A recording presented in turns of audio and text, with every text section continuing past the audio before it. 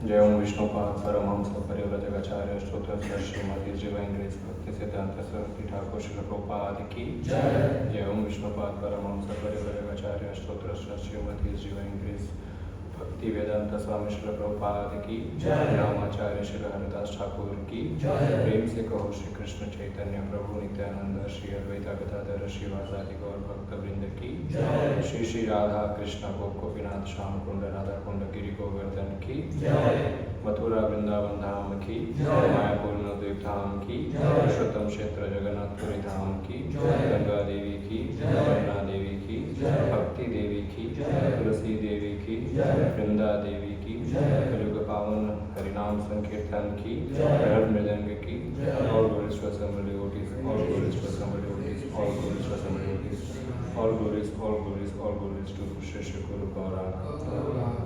Om Jnana-Timirandasya Jnana-Shalakaya Chakshurumilitam Yena Tasmai Shri Guruve Namah Chaitanya-Manavishtam Sthapitam Yena Bhutale Swayam Rupa Kadamahyam Dadati Swam Padantikam Vandeham Shri Guru Shri Yuddha Padakam Shri Guru Vaishnavanscha Shri Rupam Sagrajatam Saganam Sarjivam Sadvaitam Savadutam Harijanam Saitam Shri Krishna Chaitanya Devam Shri Radha Krishna Padam Sahagana Lalita Shri Shakharam Cha He Krishna Karuna Sindhu Deenabandhu Jagatpate Gopesha Gopika Kanta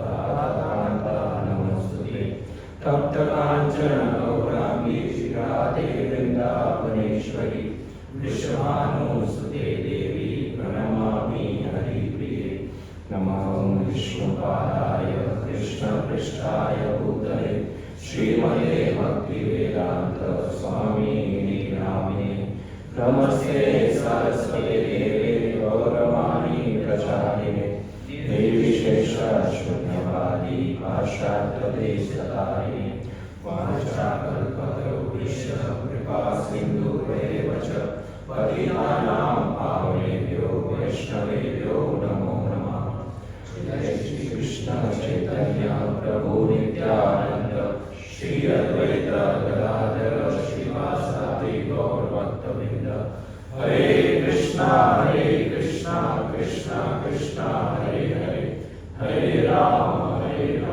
Rama Rama Hare Hare Hare Krishna.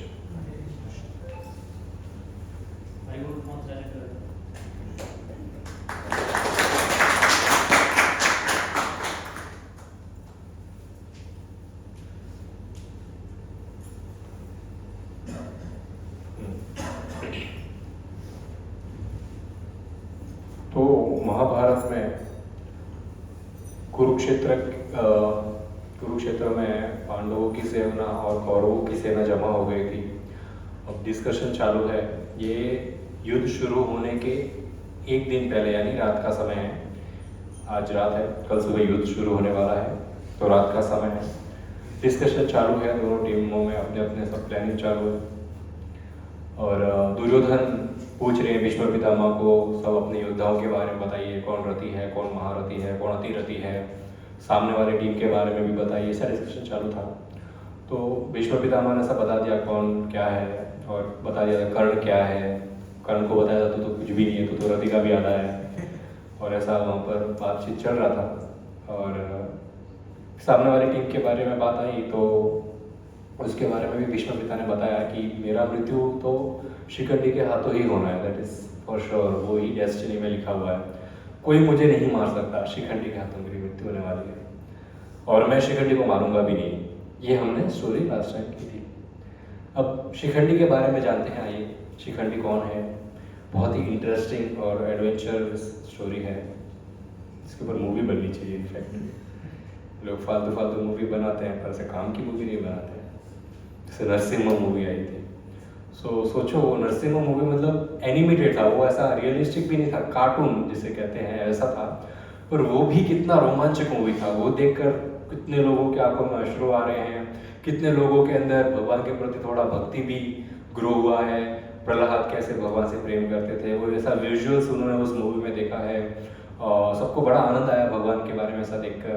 और भगवान नरसिम्हा का, तो भगवान नरसिम्हा का एक रूप है 16 हाथ वाला रूप, तो बहुत ही रेयर ऐसी कहीं पे डीटी या फिर फोटो दिखने मिलता है जिसमें भगवान के 16 हाथ हो। तो यहाँ पर इन्होंने भगवान के 16 हाथ नरसिम्हा देख के बताए थे। शुरुआत में ऐसे ऐसे करते हैं तो 16 हैंड्स विद 16 वेपन्स, कितना सुंदर दृश्य था। तो सोचिए जरा, सिर्फ एनिमेटेड मूवी इतनी सी बनाई है, रियलिस्टिक कैसा दिखता होगा भगवान का रूप 16 हाथों में। अगर रियलिस्टिक मूवी बनाई जाए तो कैसे दिखेगी ये मूवी। वो जो फाइट है हिरण्यकशिपु और नरसिंहदेव के बीच में, वो कैसी फाइट वास्तविक में रही होगी। यहाँ पर शिखंडी के बारे में बताते हैं तो दुर्योधन पूछते हैं, जरा डिटेल में बताइए, शिखंडी नाम तो लड़कियों वाला है पर ये पुरुष कैसे है, और आप बता रहे आप इसको मारेंगे भी नहीं, क्या रीज़न है। तो इसमें भीष्म पितामह बताते हैं, बहुत समय पहले की बात है, मेरे पिता शांतनु ने सत्यवती से विवाह किया, और विवाह करने के पहले सत्यवती का एक वचन था कि कुछ कंडीशंस थी, मुझे कुछ वचन देने होंगे तो ही सत्यवती विवाह करेगी शांतनु से। क्या वचन? कि सत्यवती के ही जो पुत्र होंगे, उनके ही जो वंश होंगे, वही राजगद्दी पर बैठेंगे, और भीष्म पितामह कभी शादी नहीं करेंगे। ये हमने महाभारत शुरू की, उसके पहले हमने स्टोरी की थी। और भीष्म पितामह कभी शादी नहीं करेंगे, क्यों? क्योंकि यदि भीष्म पितामह ने शादी की और उनकी पुत्र प्राप्ति हुई तो भीष्म पितामह तो अपना वचन पे अटूट रहेंगे कि वो राजगद्दी पर नहीं बैठेंगे, तो उनका पुत्र जरूर बैठेगा, क्योंकि पहला हक तो बड़े बेटे के पुत्र का बनता है। तो इस हिसाब से भीष्म पितामह यहाँ पे स्टोरी नरेट कर रहे हैं कि मैंने कभी शादी नहीं की और वचन भी लिया है कि मैं कभी राजगद्दी पर बैठूंगा नहीं। तो फिर जो है शांतनु और सत्यवती का विवाह हो गया। बहुत ज्यादा एको नहीं हो रहा है। तो शांतनु और सत्यवती के 2 पुत्र हुए, चित्रांगदा और विचित्रवीर्य। 2 पुत्र हुए और उसके बाद शांतनु की मृत्यु हो गई। तो शांतनु की मृत्यु हो गई तो दोनों पुत्रों को मैंने ही पाल पोस कर बड़ा किया, ऐसा भीष्म पितामह बता रहे हैं कि मैंने ही दोनों पुत्रों को पाल पोस कर बड़ा किया। और एक बार एक जगह युद्ध हुआ जहाँ चित्रांगदा जो है मृत्यु को प्राप्त हुई। अब राजा की गद्दी पर बैठने के लिए एकमात्र बचे विचित्रवीर्य। तो ये विचित्रवीर्य को राजगद्दी पे बिठाना था। अब राजगद्दी पे बिठाना, उनके शादी की उम्र हो गई तो शादी भी करनी है। उसी समय हमें संदेश मिलता है कि काशी के राजा ने अपनी तीनों पुत्रियों के लिए स्वयंवर रखा है, अंबा, अंबिका और अंबालिका। तो भीष्म पितामह ने सोचा कि क्षत्रिय के लिए सबसे गर्व की बात मालूम है क्या? बहुत सारे क्षत्रियों के बीच से, स्वयंवर में से एक राजकुमारी को उठा के किडनैप करके लेके आए, उससे विवाह करवाए, तो बड़ी गर्व की बात होती है। क्योंकि उसमें उनका पावर, उनका शक्ति दिखता है कि यहाँ पर 100, 200, 1000 क्षत्रिय एक स्त्री से विवाह करने आए थे। अब मैं किडनैप करके लेके जा रहा हूँ, तो मतलब आज के ज़माने जैसा नहीं है कि बैक रूम से आए और वो कुछ एनेस्थीसिया लगाया और वो रूम ऐसे ढक के गाड़ी में फटाफट भर के भाग के लेके गए। ऐसा किडनैपिंग नहीं होता था वो ज़माने में। गर्व से किडनैप करते थे, सब राजाओं के बीच से उनको लेके जाएंगे। इससे क्या होगा? युद्ध शुरू होगा। अभी सब राजा थोड़ी सहन करेंगे, बेचारे इतना दूर दूर से ट्रैवल करके आए शादी करने के लिए। तो भारत लेके गए शादी करने के लिए और वहां पर ही कोई दुल्हन को उठा के भाग जाए, तो आसान नहीं है। ये युद्ध शुरू हुआ तो वहां पर इतने सारे राजागण होंगे, तो भीष्म पितामह से युद्ध करेंगे, तो भीष्म पितामह सबको हराएंगे, तो एक गर्व की बात होगी। दैट वाज क्षत्रिय रूल, उस जमाने के अपने रूल है। आज ऐसा आप लोग मत करना। मालूम पड़ा कि बंदूक लेके गए, फिर कोई क्या युद्ध करेगा। उस समय अच्छा बंदूकें नहीं होती थी, इजी टू फाइट। और हम आगे डिस्कस करेंगे, बंदूक से भी भारे भारे वेपन्स होते थे उस समय, तो न्यूक्लियर बॉम्ब्स हुआ करते थे और सब मंत्र के उच्चारण से वो एक्टिवेट होते थे। हाँ, ब्रह्मास्त्र हो गया और कई ऐसे अस्त्र हैं। अगर यकीन होता है आपको ऐसा सुनकर? पॉसिबल है, एग्जैक्टली पॉसिबल है। मैं अभी बोलूँ हे सीरी प्ले यूट्यूब, फटाफट आएगा। तो फिर मंत्र बोलने से वेपन क्यों नहीं आएगा? आ सकता है ना। तो आज भी वो टेक्नोलॉजी थोड़ी थोड़ी डेवलप है, बहुत कम है, वो खाली छोटा मोटा काम कर सकती है। उस समय मंत्र बोलने से वो वेपन आसमान से धरती पर आ जाता था, इतना पावरफुल वहां पर था सिस्टम था। एनीवेज, भीष्म पितामह गए, तीनों को किडनैप किया, एक को नहीं, तीनों से शादी करा। अंबा, अंबालिका और अंबिका, तीनों को मैंने किडनैप कर लिया, ऐसा भीष्म पितामह बता रहे हैं। तीनों को किडनैप करके वहां से भागा तो सभी क्षत्रियों ने मेरा पीछा किया। मैंने सबसे युद्ध किया, कई लोगों को मारा, कई लोगों को तोड़ा पीटा, कुछ लोग भाग गए और मैं तीनों रानियों को लेकर वहां से निकल रहा था। पर एक राजा था शाल्वा, वो मेरा पीछा करता है। ये स्टोरी शायद आप लोगों ने किससे किसने स्टोरी सुनी हुई है? अरे वाह, आधे लोगों ने सुनी हुई है, फिर से सुनेंगे आज। तो शाल्वा जो है वो पीछा करने लगा भीष्म पितामह का। भीष्म पितामह ने सोचा कि अच्छा, और वो शाल्वा पीछे से चिल्ला भी रहा था, डर को भीष्म रुक जा, डर को भीष्म युद्ध कर, भाग मत। तो मुझे भी थोड़ा गुस्सा है, भीष्म को भी डर को बोल रहा है, भीष्म को कोई कुछ नहीं बोल सकता। तो मैंने गाड़ी रोकी, गाड़ी इन द सेंस उनका रथ रोका, उतरे और शाल्वा से युद्ध किया। शाल्वा से युद्ध किया और अच्छा खासा युद्ध हुआ था। फाइनली भीष्म पितामह ने शाल्वा को हरा दिया, मारा नहीं, हरा दिया, और उसको तो रिटर्न जाना पड़ा। शाल्वा को हार गए तो भीष्म पितामह जो है तीनों रानियों को महल में लेकर आ गए। अब शाल्वा को सिर्फ एक ही राजकुमारी से शादी करना था, उसका नाम था अंबा। अब अंबा ने जो है वो भीष्म पितामह को कहा कि भीष्म पितामह, मैंने ऑलरेडी मेरे हृदय से शाल्वा को चूज कर लिया था शादी के लिए, हमारा पहले से चल रहा था, स्वयंवर के पहले हमारा फिक्स था कि हम दोनों एक दूसरे शादी करेंगे। मेरे पिताजी को भी पता था, इसलिए उन्होंने स्वयंवर रखा, तो कि जिस कोई राजकुमारी को जिससे प्रेम है वो उसी को सिलेक्ट करे। बाकी सब तो ऐसे टाइम पास के लिए आए थे, शादी तो फिक्स थी, किसी ऑलरेडी फिक्स्ड मैच था ये तो बोले मेरा तो दिल तो मैं वहां दे चुकी हूँ, अभी आप ही बताइए आगे का क्या रास्ता है। ये मैंने आपको सच बता दिया। तो अब भीष्म पितामह ने ब्राह्मणों से कुछ वहाँ पे जो पृष्ठ से डिस्कस किया कि ऐसा है सीन, तो क्या करना है। तो ब्राह्मणों ने बताया कि यदि किसी का हृदय किसी और के साथ है तो उसके साथ विवाह नहीं करना चाहिए, जिंदगी भर पछताएंगे। तो बोले इनको वापस भेज दो, शादी का सीजन चल रहा है वैसे भी, तो बोले अंबा को वापस भेजो, शादी करेंगे शाल्वा से। तो कुछ ब्राह्मणों के साथ, कुछ दासियों के साथ एक रथ तैयार करके शाल्वा के पास भेज दिया अंबा को। अब अंबा जब वहां पर पहुंची तो शाल्वा ने तो एक्सेप्ट करने से मना कर दिया, शायद प्रेम सच्चा नहीं था। पर उस जमाने के रूल भी थे, अगर वो एक्सेप्ट भी करेंगे तो लोग 100 बातें करते थे कि राजकुमारी तो किडनैप करके कोई लेके गया था, वहां पर एक रात रखा है, देखो दूसरे दिन वापस आई है। उस जमाने के अलग रूल हुआ करते थे। आजकल तो कोई 10 साल बाद भी वापस आए तो फर्क नहीं पड़ता किसी को। तो शाल्वा ने तो मना कर दिया, हम तो एक्सेप्ट नहीं करेंगे। तो ये तो रोने लग गई अम्बा कि अब मैं कहाँ जाऊंगी, आप एक्सेप्ट नहीं कर रहे हो, वहां पर तो मैं कहकर आई हूँ कि आपसे प्रेम करती हूँ, वहां पे कैसे जाऊँ शादी करने के लिए।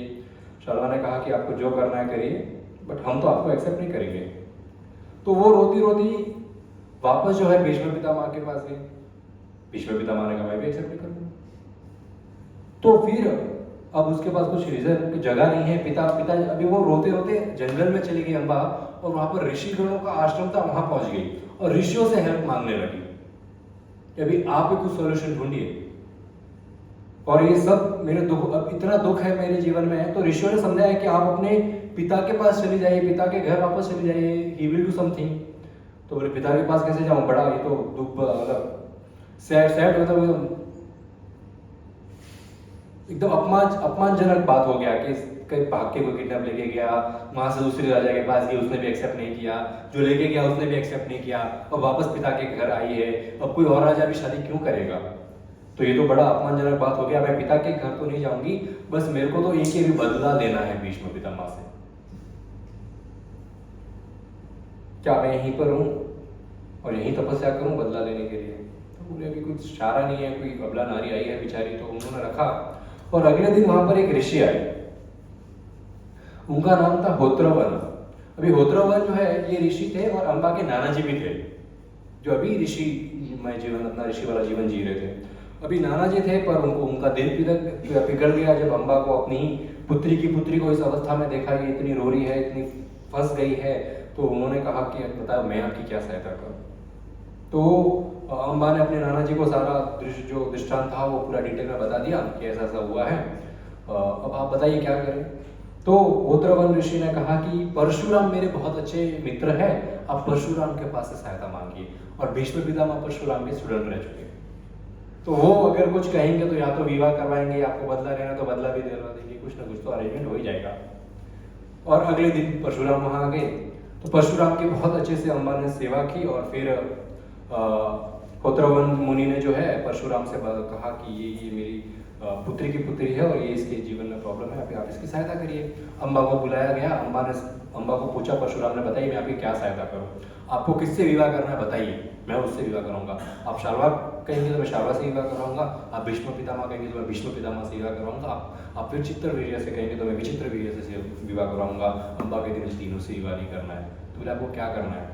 मैं चाहती हूँ आप भीष्म पितामह को मार दो, फिनिश, यही मेरा मतलब। इतना कभी कभी कोई क्रोध इतना हो जाता है कि सेटलमेंट का कोई बात ही नहीं होता है। कभी कभी पानी इतना बढ़ जाता है कि अभी सेटलमेंट नहीं होगा, खून करा बात, बस खून के बदले खून ही होगा। ये बोलते उनको मारना ही होगा, यही मेरा बदला है, यही मेरा रिवेंज है। परशुराम ने समझाया कि मारना पीटना तो अच्छी बात नहीं है। परशुराम जो 21 बार क्षत्रियों को मार चुके हैं, फाइनली अंडरस्टूड कि मारपीट में कुछ नहीं रखा है। बोले मारना पीटना तो नहीं है, पर शादी करवा देता हूँ। अगर नहीं माना मेरी बात, परशुराम को गर्व था, मतलब थोड़ा प्राउड था कि मेरा स्टूडेंट तो मेरी बात मानेगा ही। फिर उन्होंने कहा अगर नहीं माना तो आई विल फाइट। बोले ठीक है। अगले दिन जो है परशुराम अम्बा के साथ वहाँ पर भीष्म पितामह के वहाँ हस्तिनापुर पहुँच गए। अब हस्तिनापुर पहुँचकर भीष्म पितामह ने कहा, भीष्म पितामह को परशुराम ने कहा कि आप या तो अम्बा को खुद शादी करिए या विचित्र वीर्य से शादी करवाइए। तब परशुराम भीष्म पितामह कहते हैं कि देखो मैं तो शादी नहीं कर सकता, मैंने तो प्रण लिया है, तो मेरा तो सवाल ही नहीं उठता है, और मेरे छोटे भाई विचित्र वीर्य है, उनसे मैं शादी करवा नहीं सकता क्योंकि ये किसी और से प्रेम करती है, तो यहाँ पर तो नहीं जमेगा। तो परशुराम कहता है कि अब मेरे पास कोई चारा नहीं है, मुझे आपको मारना होगा। भीष्म पितामह दुर्योधन को बताते हैं कि मैंने परशुराम को कहीं देर तक समझाने की कोशिश की कि हमें युद्ध नहीं करना चाहिए, हमें मारामारी नहीं करनी चाहिए, अम्बा के लिए कुछ और सॉल्यूशन ढूंढिए। उसको समझाते हैं, आप मुझे मत समझाइए, उसको समझाइए। बट परशुराम नहीं माने और फिर हमने डिसाइड किया कि हम कुरुक्षेत्र में युद्ध करेंगे, जहाँ हम आज बैठे हैं। यहाँ पर ऑलरेडी हमने युद्ध किया है, I already have home field वाला फीलिंग है, एक्सपीरियंस है ऑलरेडी कुरुक्षेत्र में युद्ध करने का। सो थोड़ा सा हमारे बेनिफिट है इधर, मेरे को पता है कैसा जगह है ये।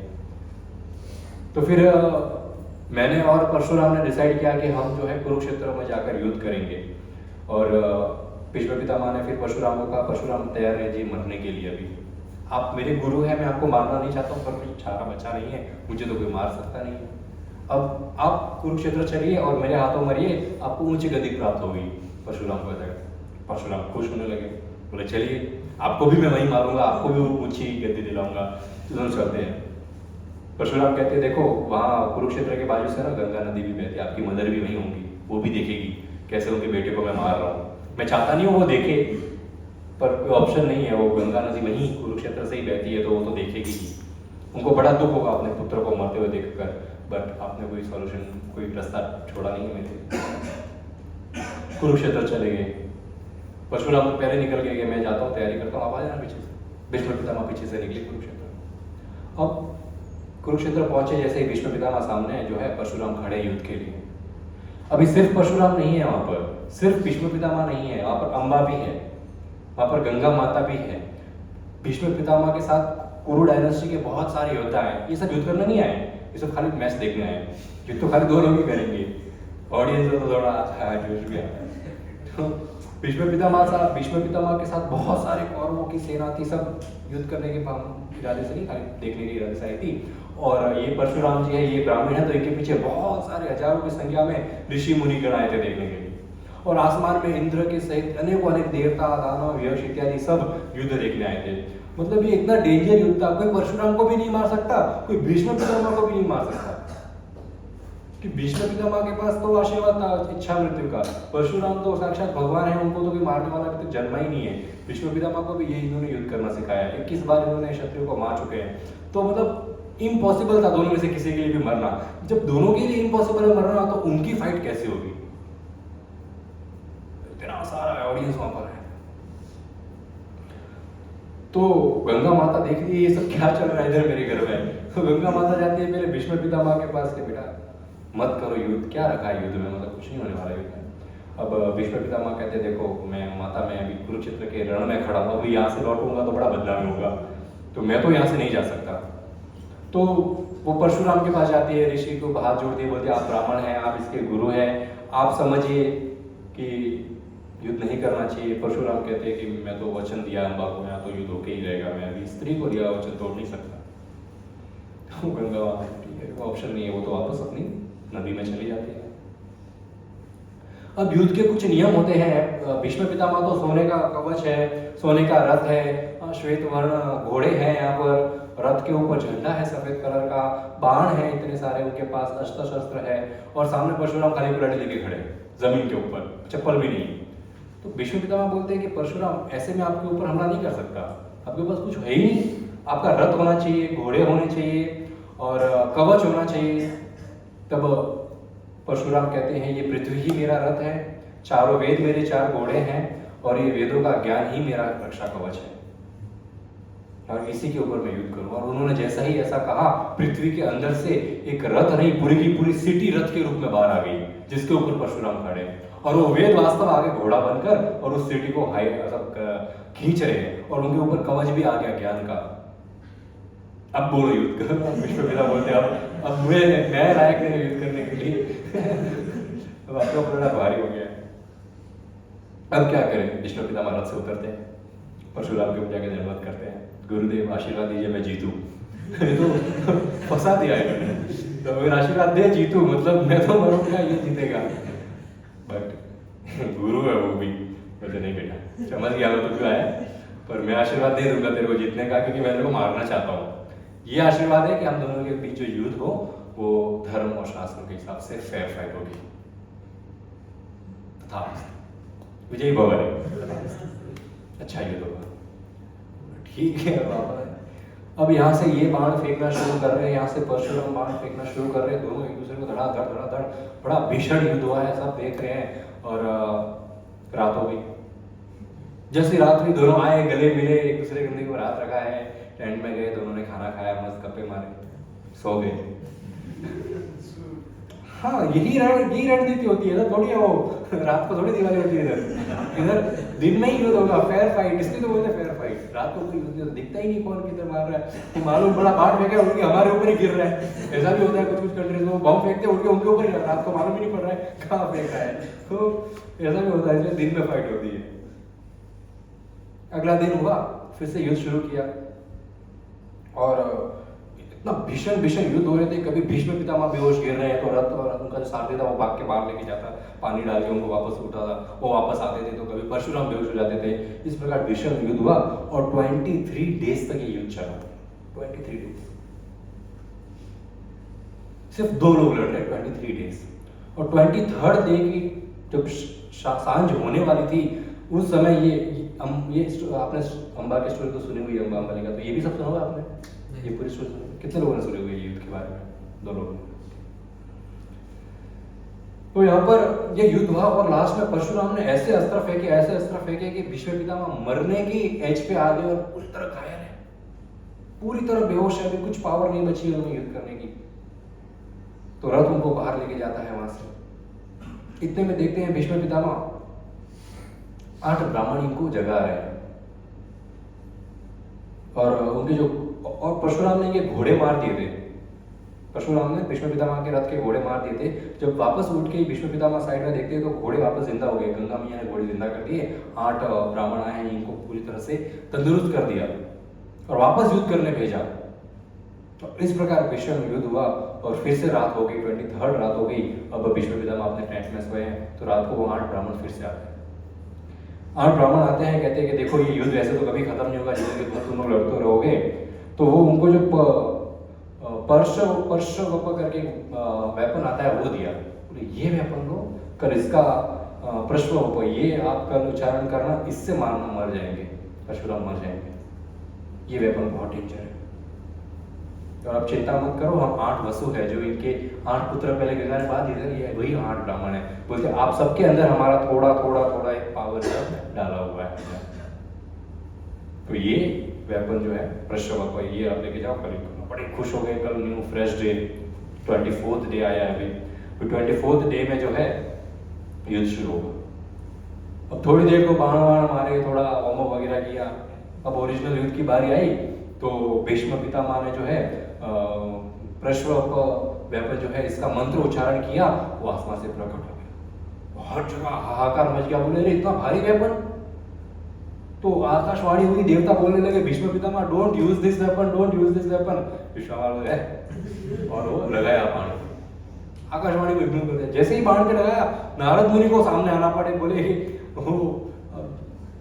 ये वेपन आप यूज मत करो Bhishma Pitamah, we don't allow you, हम अलाउ ही नहीं कर सकते वेपन यूज करने के लिए। ऐसे यहाँ पर बात चल रहा था। In the mean time Parshuram ने देख लिया, बोले ये तो प्रश्न वेपन है। बोले परशुराम ने अपना बाण फेंक दिया, बोले सरेंडर। मरना क्यों इसी के लिए मरना क्यों है, खाली फोकट नादान लड़की फालतू का कंप्लेंट करने आई, बाहर ही रख दिया, आई एम नॉट फाइटिंग। अब फिर वो 8 राउंड वापस आए। उन्होंने कहा भीष्म पितामह को, देखो अगर नारद मुनि मना कर रहे हैं तो फिर बात माननी पड़ेगी, हमसे भी ऊपर है, हमारे भी गुरु है, अब ये यूज मत करो। और देखो वो परशुराम ने तो हथियार फेंक दिया, उन्होंने ऑलरेडी सरेंडर कर लिया है, यू विन। अब ये तो खत्म हो गया, ये तो खत्म हो गया, सब अपने अपने घर जा रहे हैं, हम उधर ही खड़ी हो जा। Now what? परशुराम के पास परशुराम और ये परशुराम ने जब गिव अप किया, उन्होंने अपना बाण वगैरह अपने कुल्हाड़ी रख दी, तब जामदग्नि जो है परशुराम के पिताजी वो आते हैं और परशुराम को कहते हैं कि आप चिंता मत करिए, आप हारे नहीं हैं, भविष्य में ये अम्बा की वजह से ही इसका मृत्यु होगा भीष्म पितामह का, और उसका एक बड़ा कारण अर्जुन भी होगा जो भविष्य में उत्पन्न होने वाले हैं, तो आप अभी चिंता मत करिए, गिव अप कर दीजिए, कोई दिक्कत नहीं है। बोले ठीक है, मरना ही है बाद में, तो मैं ही क्यों मारूँ। तो फिर हो गया, अभी अम्बा वापस आई परशुराम जी के पास, बोले अब परशुराम बोलते हैं देखो बेटा, जितना मैं कर सकता था कर लिया, अब आप अपने रास्ते, मैं मेरे रास्ते, बाय बाय टाटा। बात फंस गई। बोले अगर परशुराम भीष्म पितामह को, भीष्म पितामह चले गए वहां से अपने गुरु डायनेस्टी के साथ। बोले क्या करना है, लड़की को जो करना है वो करे, पिता का घर है। देखो अम्बा गलत नहीं है, बट एक लिमिट होती है कोई चीज की जिद करने की, किसी से बदला लेने की, किसी से नफरत करने की एक लिमिट होती है। एक लिमिट बाद जब हमको समझ आ जाए ना कि ये व्यक्ति से मैं युद्ध कर ही नहीं सकता, ये व्यक्ति से मैं पंगा ले ही नहीं सकता, क्योंकि मतलब कोई अंडरग्राउंड का डॉन है, अभी बोलेगा नहीं मैं इसको तो मारूंगा, तुम्हारे पास कुछ भी नहीं है, कुछ भी नहीं है, और तुमको अंडरग्राउंड के बड़े डॉन से मतलब लड़ाई करना है। बोले कैसे होगा, पॉसिबल नहीं है, तुम्हारे पास जितना शक्ति था वो भी गिव अप कर चुका है, पुलिस भी सरेंडर्ड है, तो तुम कैसे किसी से जीत सकते हो। तो it's better to not take revenge from the one you can't fight, simple है। पर ये अम्बा नहीं मारे, परशुराम नहीं मार सके तो क्या होगा, मैं मारूंगी, मैं कैसे मारूंगी, स्त्री हूं, तपस्या करोगे। अम्बा चली गई यमुना घाट, अम्बा यमुना घाट चले गए। यमुना के किनारे पे एक पैर के ऊपर खड़ी रहकर, दोनों हाथ ऐसे ऊपर रखकर अम्बा ने तपस्या शुरू की। कुछ नहीं खाएगी, कुछ नहीं पिएगी, न सांस लेगी, 1 साल तक, 1 साल तक ऐसा तपस्या किया, न खाना न पानी न सांस। और 1 साल बाद उन्होंने उपवास खोला और एक सूखा पेड़ का पत्ता खाया, बस। फिर यमुना के अंदर गई कमर तक और फिर से 1 साल तपस्या की, नो खाना नो पानी। और इस प्रकार 2 साल घनघोर तपस्या करने के बाद उनके शरीर से ऐसी तेज रोशनी आ रही थी अम्बा के शरीर से, फिर वो अलग अलग वनों में भटकने लगी। उनकी तेज ऐसी थी कि सब ऋषिगण भी पूछते थे मतलब ये कौन है और ये ऐसा जंगल में घूम रहा है, ये स्त्री इतनी तपस्या इसके अंदर है, बड़ा पावरफुल है ये ऐसा तपस्या। तो एक दिन ऐसे ही घूम रही थी और तपस्या करते करते गंगा के किनारे आ गई, वहां पर भी तपस्या कर ली। अब इतनी तपस्या किसी स्त्री को करते हुए देखा, अब गंगा मैया बाहर आई, बोले अम्बा अब क्या चाहिए तुझको, क्यों इतना तपस्या कर रही हो गया जो हो गया वो। अम्बा बोलती आपको सुनने अच्छा नहीं लगेगा, आपके बेटे को मारने के लिए कर रही हूँ मैं ये सब, आप मेरे को नहीं रोक सकती, मैं और तपस्या करूंगी और इतना पावर कलेक्ट करूंगी कि उसको मार सको भीष्म पितामह को। क्योंकि माता है गंगा, तो अपने बेटे के बारे में यहाँ थोड़े सुनेगी। बोले इतना गुस्सा हो गई गंगा, बोले कि अभी तपस्या छोड़ दे। बोले नहीं छोड़ूंगी, बोले श्राप देती हूँ तू भी नदी बन जा, और ऐसी नदी बन जा जो सिर्फ बारिश के समय ही खिले, अदरवाइज सूखी पड़ी रहे। और बारिश के जब सब खिले तो एक नदी की सुंदरता क्या होती है, उसमें कमल भी खिले होते हैं, नदी में फिर लोग नहाते हैं, लोग उसको पीते हैं, और कई जानवर पीते हैं। नदी में तो कमल नहीं उगते, तालाब में तो कमल उगते हैं, बट कई जानवरों का आश्रय होता है, इंसानों का आश्रय होता है, नदी के किनारे घर बसते हैं, टाउन बसता है। बोले वो नदी का एक सुंदरता है, पर तेरे को ऐसा श्राप देती हूँ, तू नदी बनेगी, तेरे अंदर बहुत भयानक भयानक मगरमच्छ भरे रहेंगे, कोई दूर दूर तक इंसान नहीं आएगा तेरे पास, ऐसा श्राप देती हूँ। अम्बा बोलती आई डोंट केयर। चली गई वहां से, अम्बा वहां से चली गई। और जैसे ही वे वत्स भूमि प्रयागराज के पास, आज उसका नाम प्रयागराज है, पहले उसका नाम वत्स भूमि था। तो जैसे ही वत्स भूमि पहुंची तो उसने देखा उसके पैर पिघलने लगे, वो नदी में कन्वर्ट हो रही है। आधा शरीर नदी बन गया था, आधा शरीर नहीं बना। क्यों? आधा पर श्राप उसका गंगा का लगा और आधा उनकी खुद की तपस्या ऐसी थी कि पूरी तरह वो श्रापों को नहीं लग पाया। तो आधा कमर के नीचे का शरीर तो पूरा नदी बन के बह गया, अब आधा शरीर लेके जंगलों में घूम रही है। कितना भयानक दृश्य होगा वो। विश्व पिता वैसे डर जाएंगे इसको देखेंगे तो। आधा शरीर लेके भी तपस्या कर रही है। अब जो जंगल में देख रहा है कि ये आधा शरीर लेके अम्बा देखो अभी भी तपस्या कर रही है, बदले का भावना, मतलब सब कुछ खो बैठी है ऑलरेडी, फिर भी तपस्या इसकी। अब ऋषिगणों को दया आने लगी, बोले क्यों कर रही है तो इतना, मत कर। नहीं, तपस्या करूंगी और मैं भीष्म पितामह को मारूंगी। तब ऋषिगण बोलते हैं अभी तेरा बदले का एक ही सोल्यूशन है, तू महादेव के पास जा। यदि महादेव जी का आशीर्वाद मिल गया तो भीष्म पितामह पक्का मरेंगे। तो इसने महादेव जी की तपस्या करनी शुरू की अम्बा ने, और कई वर्षों तक घोर तपस्या, आधे शरीर लेकर फुल तपस्या उन्होंने की, और फाइनली महादेव जी प्रकट हो गए। कैपेसिटी हमारे में कितनी हो, हमारा 100% देना चाहिए, हमारे सीखने मिलता है। भले यहाँ पर 50% हो, हमारा पावर जो 100% होना चाहिए। महादेव जी आ गए, शिव जी आ गए। शिव जी आ गए तो शिव जी ने पूछा क्या आशीर्वाद चाहिए भाई तेरे को? स्त्री इतनी तपस्या कर रही है, आधा शरीर लेकर। मारवाड़ी में ऐसा बोलते हैं मारवाड़ी इतना कि जब गुस्सा हो के आधा शरीर हो गया है। हमारा आधा शरीर मतलब पतले हो जाते हैं, यहाँ पर तो लिटरली था वो आधा शरीर। तो उन्होंने तपस्या की और शिव जी को कहा कि मुझे तो भीष्म पितामह को मारना है। शिव जी ने कहा ठीक है। बोले क्या करूं? बोले सुसाइड कर लो। शिव जी ने सुसाइड कर लो। आधी में क्या सुसाइड करूं, आधा तो चला गया, आधा भी खुद को खत्म कर। तो बोले यस, अब जैसे ही अभी सुसाइड करोगे अगले जन्म में आप द्रुपद राजा के घर आपका जन्म होगा, तब आप बदला लेना भीष्म। ठीक है, वेरी गुड। वैसे ही तो आधा शरीर है, कुछ काम का है नहीं, पूरा शरीर मिलेगा अगले जन्म में। तो उन्होंने महादेव जी के जाने के बाद लकड़ियों का ऐसा ढेर बनाया, उसमें बैठी अग्नि प्रज्वलित की और अग्नि में समा गई। In the mean time Drupad राजा और रानी, उनको कोई पुत्र और पुत्री कुछ नहीं हो रहा है, कुछ भी नहीं है। तो वो बड़ा तपस्या कर रहे हैं, देवताओं के पास जा रहे हैं, महादेव जी की तपस्या कर रहे हैं। और फाइनली महादेव जी उनकी तपस्या से प्रसन्न हुए और कहा कि आपको क्या चाहिए? बोले हमको संतान चाहिए। तो महादेव जी ने कहा ठीक है, पुत्री होगी। पुत्री नहीं, पुत्र चाहिए। पुत्र तो नहीं होगा, पुत्री होगी। बट इतना आशीर्वाद देता हूं, वो पुत्री होने के बाद वो पुत्र में कन्वर्ट हो जाएगी। आप सबर रखना, वो कन्वर्ट हो जाएगी।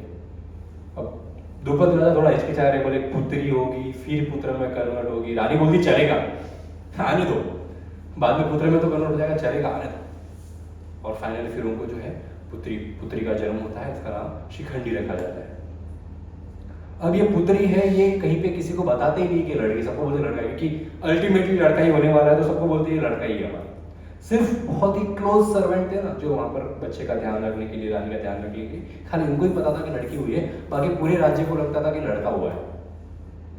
और उसका परवरिश शिखंडी का भी इस प्रकार किया जैसे लड़के का, प्रॉपर लड़की है पर परवरिश एकदम लड़के जैसा किया। उनको तलवार सिखाया, उनको बाण सिखाया, उनको मार्शल आर्ट सिखाया, फाइटिंग करना सिखाया, उनका चलना बोलना एकदम लड़के के जैसे रखा, किसी को डाउट ना हो। बाल भी एकदम कटिंग करने, उसमें बाल भी छोटे छोटे रखे, बोले लड़का। 1 साल हो गया ये तो लड़की है, 2 साल हो गया लड़की है, 3 साल हो गया लड़की है, 10 साल हो गया अभी भी लड़की है, 18 साल हो गया अभी भी लड़की है, लड़के में कन्वर्ट ही नहीं हो रहा। द्रुपद राजा को चिंता होने लगी, शादी की उम्र हो गई है, वो मेन प्रॉब्लम है इधर। उस समय ऐसा नहीं है कि बच्चा बोलेगा अब शादी करूंगा। आजकल मारवाड़ी में तो फिर भी नहीं है, बाहर समाज में देखे तो वो मन मर्जी से शादी कर सकते हैं लोग। कोई 28 की उम्र में करता है, कोई 30 की उम्र में करता है, कोई 35 की उम्र में करता है। अपने मारवाड़ी में तो जैसे ही 20 का हुआ तो you don't have other option. हाँ, अगर लड़की नहीं मिली तो अलग बात है, आपको 30 तक का वेट करना पड़ेगा। अदरवाइज 18-20 लाइक प्रॉपर शादी का उम्र है ये समाज में। तो उस समय भी ऐसा होता था, शादी का उम्र हो गया तो थोड़ी कंसर्न चाहिए, पुत्र पुत्री से शादी करना ही है। अब क्या करें? अब कंफ्यूजन, अब मेन कंफ्यूजन शुरू होता है कि शादी लड़के से करवाए कि लड़की से करवाए। शादी किया और लड़का बन गया और लड़के से शादी करा प्रॉब्लम हो जाएगा, और लड़की से शादी करवाया कभी लड़का बने ही ना तो भी प्रॉब्लम हो जाएगा, फिर बड़ा दुविधा हो गया। तो राजा ने बोला शादी तो लड़की से ही कराएंगे। जब हमको यकीन है, महादेव जी ने कहा ये लड़का बनेगा, एक न एक दिन हम होंगे कामयाब, ये लड़का बनेगा। कब बनेगा पता नहीं, शादी तो करवाते हैं लड़की से। इनविटेशन भेजा गया। हिरण्यवर्ण नाम के राजा थे, बहुत ही शक्तिशाली राजा थे।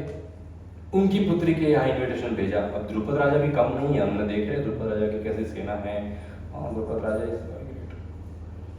तो द्रुपद राजा के साथ अगर घर में रिश्ता हुआ तो हिरण्यवर्मा भी खुश हो गए, बोले हमारे इतना पावरफुल नहीं but still good enough allies है इनके पास भी, तो हमारी लड़की इनके घर में जाएगी, बड़ा अच्छा हो। बारात लेकर कौन आएगा? दोनों तरफ लड़कियां हैं, ये बड़ा डाउट है। बट ऑफकोर्स जमाने के लिए तो ये शिखंडी लड़का ही था। तो इस प्रकार के कपड़े पहना के, शेरवानी वगैरह भी है लड़की पर, कटिंग है एकदम छोटे से है, और किसी को पता ही नहीं चला कि ये लड़की है, पूरा सजा है एकदम लड़की जैसे उसको रखा है। शादी बहुत आवाज़ नहीं निकाला, हो गई शादी 2 लड़कियों में। शायद हिस्ट्री में फर्स्ट टाइम होगा ऐसा। दोनों लड़कियों की शादी हो गई, शिखंडी की और हिरण्यवर्ण नाम के राजा की पुत्री की। अब बारात घर पे आ गई और नेक्स्ट डे हिरण्यवर्ण की लड़की बाहर आई, बोलती है तो लड़की है लड़का नहीं है। पत्नी को तो पता चल गया, वो क्या करे, अपने पिता को लेटर, तो पिताजी धोखा हुआ है हमारे साथ, लड़की से शादी की है मेरी। अब हिरण्यवर्ण राजा तो बाप रे, बोले एकदम बौखला गए, पागल हो गए, हाउ डेयर यू, मेरी लड़की की शादी लड़की से करवा दी। अब द्रुपद राजा ने समझाया, बहू ये कल लड़का बन जाएगा। बोले ऐसे कैसे लड़का बन जाएगा? ये क्या चल क्या रहा है, बड़ा कॉम्प्लिकेटेड फैमिली है, कैसे कैसे लड़का बन जाएगा? नहीं, पिताजी ने भी लेटर किया, द्रुपद राजा बी रेडी, मैं पूरी सेना के साथ आ रहा हूँ तुमको मारने के लिए। अभी हमारा बदनामी क्या है राज्य में, बहुत बड़ा बदनामी है वो जमाने, आज भी लोग बदनामी मानते हैं इसको। उस जमाने में तो क्या होता होगा, पूरा पूरा सेना आ गया, इतना हजारों की संख्या में द्रुपद राजा को मारने के लिए। और यहाँ से सेना निकली है मारने के लिए, संदेश आ गया है कि बी रेडी सेना। अभी वो शिखंडी फाइनली उन्होंने दिमाग लगाया, अब क्या होगा।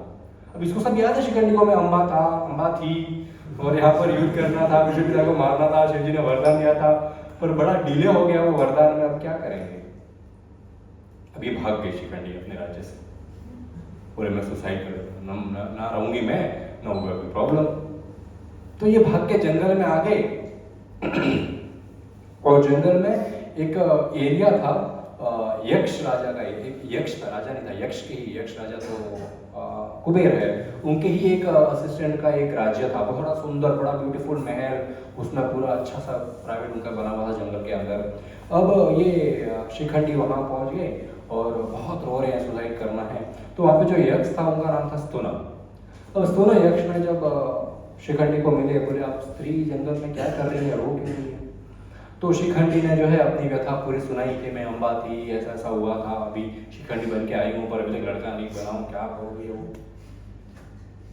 तो स्तुना बोलते कि मैं आपकी कुछ हेल्प करूँ, शिखंडी बोलती कोई हेल्प कर ही नहीं सकता इसमें मेरा, मैं लड़का जब तक नहीं होगा तब तक मेरा कोई ऑप्शन ही नहीं है इधर। तो स्तुना ने कहा कि मेरे पास आपका जेंडर चेंज करने की पावर नहीं है, बट मैं जेंडर एक्सचेंज कर सकता हूँ। मेरा मेल शरीर आप ले लीजिए और आपका फीमेल शरीर में आत्मा ही ट्रांसफर कर ली, और आप जाइए वहां पर, हिरण्यवर्मा को कंफर्मेशन हो जाएगा कि आप लड़का ही हैं, फिर वो वापस अपना सेना लेकर निकल जाएंगे, फिर आप वापस आ जाना, मेरे को मेरा शरीर देना, अपना शरीर ले जाना। पत्नी को तो जैसे जैसे पटा लेंगे बाद में, ये जो मेन मुसीबत साथ में हिरण्यवर्मा की सेना खड़ी, इसको तो पटाओ। दया आ गई यक्ष को, बेचारे को दया आई, तो बोले ठीक है। तो मंत्रों से जो है शरीर एक्सचेंज हो गया, अब शिखंडी बन गई पुरुष पर तू न बन गई स्त्री। बोले कि मैं कमरे में बैठा हूँ, यक्ष ने कहा बाहर नहीं आऊंगा मैं जब तक आप आओगे नहीं तब तक, क्योंकि बड़ा शर्म का बात है। यक्ष एक जगह के राजा हूँ मैं, और कब को मालूम पड़ा राजा रानी कब बन गए, रानी लाने की जगह खुद ही रानी बन गए। मुझे बड़ा बदला भी होगा मेरा भी, तो मैं वेट कर रहा हूँ। बोले पक्का आऊंगी मैं वापस, अब आऊंगा वापस। अब शिखंडी बोल रहा है आऊंगा वापस। चले गए। अब युद्ध के लिए वहां पर रेणु वर्मा का पूरा सेना आ गया, तो शिखंडी ने मैसेज कहा कि जिसको भी चेक करने आना आ जाओ, मैं लड़का हूँ लड़की नहीं हूँ, कुछ गलत फहमी हुई है आपकी बेटी को। तो डॉक्टर वैद्य भेजा गया और कंफर्म हो गया कि तो लड़ गया। तो रेणु वर्मा ने बोला अरे मिसअंडरस्टैंडिंग थी, कोई बात नहीं द्रुपद राजा, कोई बात नहीं, चलो हाँ समझिए अभी थोड़ा आ ही गए तो थोड़ा दिन रुक भी लेते हैं। अब जब तक रुके हैं तब तक वो शरीर एक्शन करने भी नहीं जा, कल को बोले फिर से चेक कराओ तो प्रॉब्लम हो जाएगा। तो बोले पुरुष के रूप में ही थोड़ा शिखंडी रहेंगे, और थोड़ा दिन मेहमान नवाजी किया हिरण्य वर्मा और सेना का। द्रुपद राजा ने बड़ा अच्छा सा हो गया, बोले चलो भी जाते हैं आप, ठीक है। हिरण्य वर्मा निकल गए, यहाँ से शिखंडी वापस निकल गए, बोले शरीर वापस ले क्या था। इन द मीन टाइम राज्य में ये सब हो रहा था। इन द मीन टाइम वो स्तुना के साथ क्या हुआ, स्तुना के राज्य के ऊपर से कोइंसिडेंस भी देखो कैसे होते हैं। कुबेर देवता ऊपर से गुजर रहे थे, देखा बड़ा अच्छा महल बनाया है मेरे एक असिस्टेंट ने, चलो मिलके आते हैं, थोड़ा दिन रेस्ट करके आएंगे। अभी कुबेर यक्षों के राजा है, और ये यक्ष राजा जब स्तुना के महल के बाहर आए तो एज पर रूल्स बाहर आना है, राजा को ग्रीट करना है, राजा को बड़ा रिस्पेक्टफुली अंदर महल में लेके जाना है, ये नियम है। अब यक्ष राजा बाहर खड़े हैं स्तुना महल के, स्तुना यक्ष के महल के। अब स्तुना बाहर नहीं आ रहे उनको ग्रीट करने के लिए, बड़े यक्ष गुस्सा राजा है, कुबेर गुस्सा हो गए, बोले ये बाहर नहीं आया, इसकी हिम्मत तो देखो। तो स्तुना के असिस्टेंट आए, बताए कि हमारे राजा जो रानी बन चुके हैं वो बाहर नहीं आ सकते। उन्होंने पूरा दृष्टांत बताया है, ऐसा थोड़ा मतलब थोड़ा रफ बताया, अभी उनको इतना डिटेल में पता नहीं था, उनको इतना पता था बॉडी एक्सचेंज किया है, थोड़े टाइम बाद वापस आ जाएगा। तो उन्होंने बताया कि हमारे यक्ष ने राजा ने बॉडी एक्सचेंज किया है किसी लड़की के साथ, अब वो लड़की बन गई, तो अंदर बैठे हैं शर्म के मारे। कुबेर बड़े गुस्सा हो गए, हाउ डेयर ही, ऐसा कैसे कर सकते हैं। श्राप दे दिया, लड़की ही रहोगे जब तक जिंदा होता था, बॉडी एक्सचेंज होगा ही नहीं वापस। अब बेचारे बाहर आए रोते रोते स्त्री के, हाँ ऐसे ही रो रहे थे वो स्त्री की आवाज में रोते रोते बाहर आए, कुबेर देवता की शरणों में गिरे, बोले यार गलती हो गया। तो उनको बड़ा दया है, फिर उन्होंने डिटेल में बताया कि ऐसा ऐसा सीन था तो मेरे को करना पड़ा है, थोड़ा मैं भावुक हो गया, थोड़ा इमोशनल हो गया, थोड़ा सेंटीमेंट हो गया, हेल्प कर दी। अब कुबेर देवता बोल रहे हाँ मिस्टेक हो गई। अब असिस्टेंट भी बोल रहे हैं कुछ तो अपना श्राप, अभी श्राप एक बार निकल गया तो निकल गया, इसका कुछ हो नहीं सकता, पर थोड़ा चेंजेस हो सकते हैं, थोड़ा चेंजेस की जा सकते हैं। बोले क्या, बोले जब शिखंडी मरेगा तब वो पुरुष रूप आपको वापस मिलेगा। यक्ष का उम्र तो बहुत लंबा है, इंसान तो थोड़े साल में मर जाएगा, तो जब तक वो जिंदा है तब तक आपको स्त्री बन के रहना। जब शिखंडी मरेगा तब आपको वो पुरुष का शरीर जो है वापस मिलेगा, तब तक ऐसे चलेगा, फिर भी चलेगा। क्योंकि शिखंडी तो कल को मर जाएगा, पुरुष है वो, मतलब वो इंसान है, वो तो थोड़े टाइम में मर गए। और शिखंडी का भी काम हो गया, महादेव जी का वरदान भी पूरा हो गया, पुरुष शरीर मिल गया, जब तक जिंदा है तब तक कोई पुरुष शरीर ले नहीं सकता।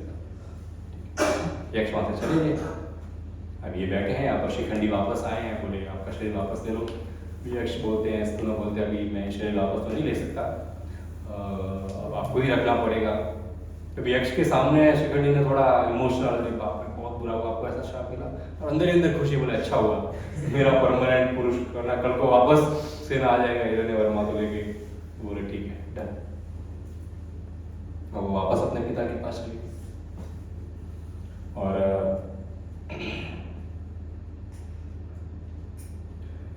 अब ये बदला ले सकते हैं, पुरुष बन गए हैं, तपस्या का भी पावर है, यक्ष का शरीर भी है, अब ये भीष्म पितामह से बदला ले सकते हैं।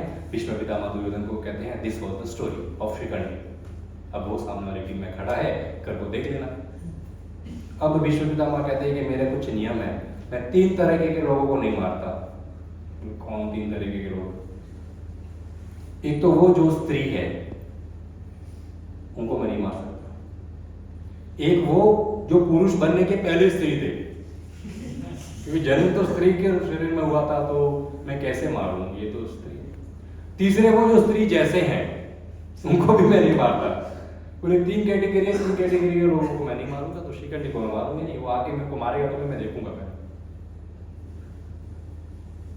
दुर्योधन बोलते बड़ा भी मतलब एक प्रॉब्लम तो है हमारे मतलब, पर फिर ठीक है। हम अभी भीष्म पितामह को पूछते आपने परशुराम को हरा दिया था, हमको तो जीता होगी, और पांडवों को तो हरा ही तो गया।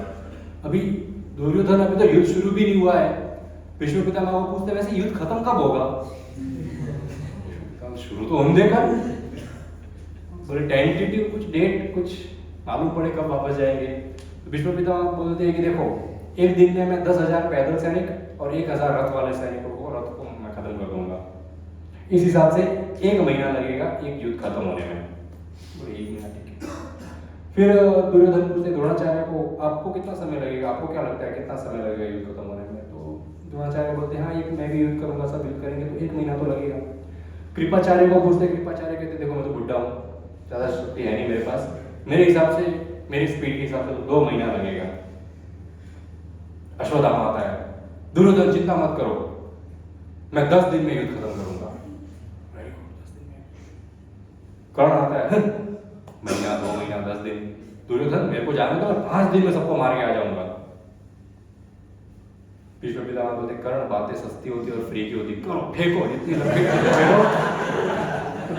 फेंको। भीष्म पितामह कर्ण को कर्ट मारने का एक मौका नहीं छोड़ते, बोले फेंक बेटा 5 दिन में युद्ध खत्म करेगा। मैं जो परशुराम को हराया हूँ 28 डेज तक लड़ाई किया था और यहाँ पर भी बोल रहा हूँ 1 महीना लगेगा, तू कल का आया हुआ बोलता है 5 दिन में युद्ध खत्म करेगा। बोले फ्री की बातें कर सकते हैं। भीष्म पितामह बोलते हैं अर्जुन कर्ण फ्री की बातें करिए, पर कल को जब अर्जुन आपके सामने शस्त्र लेके आएगा तो आप भागना मत, बस इतना सा ही प्रॉमिस कर दो आप। कर्ण बड़े गुस्सा हो जाते हैं, बोले कोई बात नहीं, बोले मैं वैसे युद्ध करने नहीं आऊंगा जब तक आप मरोगे नहीं तब तक। ये कर्ण ने ऐसा बोला। तो अभी कल का इंतजार करते हैं। भीष्म पितामह ने कहा कल युद्ध शुरू हो जाएगा, अभी हम नेक्स्ट वीक युद्ध शुरू करेंगे। चलो प्रभुपाद की, thank you so much, Hare Krishna.